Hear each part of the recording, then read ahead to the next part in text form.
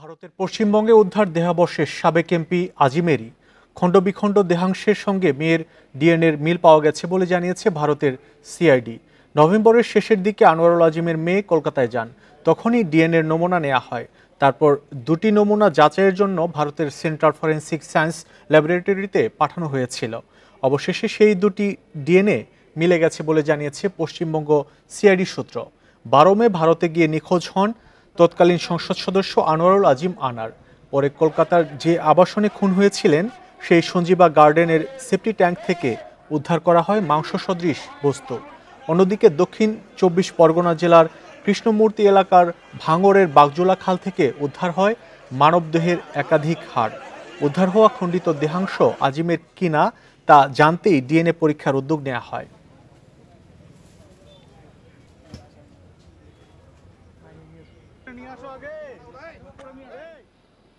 এ নিয়ে আরো জানবো, পশ্চিমবঙ্গ থেকে যোগ দিচ্ছেন সহকর্মী দেবপ্রসাদ অধিকারী। দেবপ্রসাদ অধিকারী, কতদিন সময় লাগলো এই ডিএনএ রিপোর্ট পেতে, আর এখন এই হত্যা মামলাটি কোন দিকে মোড় নিতে পারে, কি বলছে পুলিশ? দেখুন, এখানে দুটো বিষয় আছে। কারণ আজিম হত্যাকাণ্ডের ঘটনার পরে দুজনকে গ্রেপ্তার করতে সক্ষম হয়েছিল সিআইডি। তাদের মধ্যে একজন হচ্ছে সিয়াম আর একজন হচ্ছে জিহাদ। সিয়াম এবং জিহাদকে জিজ্ঞাসাবাদ করার পরে যে দেহাংশ উদ্ধার হয় আজিমের, সেই দেহাংশ সেপ্টিক থেকে এবং বাগজোলা খাল থেকে উদ্ধার হয়। তারপরে সেই যে উদ্ধারকৃত যে দেহাংশ, সেই দেহাংশ ফরেন্সিক ল্যাবে পাঠানো হয় টেস্টের জন্য, ডিএনএ টেস্টের জন্য। অন্যদিকে নভেম্বর মাসে আজিমের কন্যা কলকাতায় আসেন এই ডিএনএ টেস্ট দেওয়ার জন্য।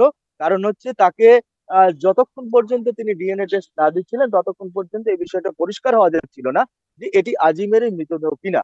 তো এই মুহূর্তে বাংলাদেশের যে সাম্প্রতিক পরিস্থিতি, সেই কারণে কিছুটা হলেও তিনি অসুবিধার মধ্যে পড়েছিলেন, ভিসা সংক্রান্ত বিষয়ে জটিলতা ছিল, যার কারণে তিনি নভেম্বর মাসের শেষের দিকে এসেছিলেন এবং এসে তিনি ডিএনএ টেস্ট দেওয়া হয়েছে এবং শেষের দিকে, অর্থাৎ নভেম্বর মাসের শেষের দিকে ডিএনএ টেস্ট দেওয়ার ফলে প্রায় এক মাসের মাথায় এখনো পর্যন্ত সিআইডি সূত্রে যে খবর, সূত্রের খবর যে ডিএনএ যে দুটি আজিমের ডিএনএ এবং জরিন অর্থাৎ আজিমের কন্যার যে ডিএনএ, এই দুটো ডিএনএ মধ্যে একটা মিল পাওয়া গেছে।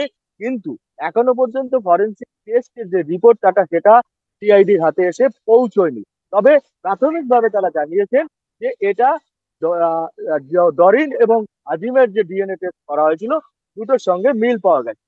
এবার মামলাটির যে বিষয় আপনি যেটা জানতে চাইছেন, যে মামলাটির মোড় কোন দিকে নিতে পারে। দেখুন, পুলিশের সিআইডির যেটা ধারণা ছিল যে এই যে মৃতদেহটি উদ্ধার হয়েছে, খণ্ডাংশ উদ্ধার হয়েছে, সেটি আজিমের এই মৃতদেহ, এটা ধারণা ছিল। কিন্তু এক্ষেত্রে যেহেতু ডিএনএ যদি মিলে যায়, তাহলে সে একটা জিনিস জায়গায় পরিষ্কার হলো যে আজিমের মৃতদেহ এটা ছিল। এবং যারা এই মুহূর্তে গ্রেপ্তার হয়েছে সিয়াম এবং জাহিদ, তারা যে তথ্যসূত্র দিয়েছিল সেই তথ্যসূত্র ঠিক আছে। অর্থাৎ এর সঙ্গে এরা দুজন জড়িত এবং কিভাবে খুন করেছে, নৃশংসভাবে খুন করা হয়েছে, সেই খুনের যে বর্ণনা দিয়েছে তাতে তারা খুন করেছে এই বিষয়টা পুলিশ অনেকটা নিশ্চিত ছিল।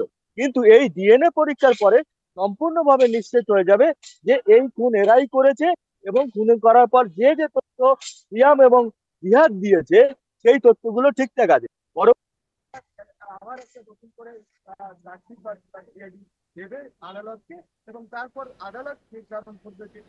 পশ্চিমবঙ্গে দেহাবশেষ পাওয়া সেটি বাংলাদেশের সাবেক এমপি আনোয়ারুল আজিমেরই, সেটি ডিএনএর মাধ্যমে নিশ্চিত করেছে, সেটি পশ্চিমবঙ্গের সিআইডি জানিয়েছে। সেই খবর জানাচ্ছিলেন সহকর্মী দেবপ্রসাদ অধিকারী।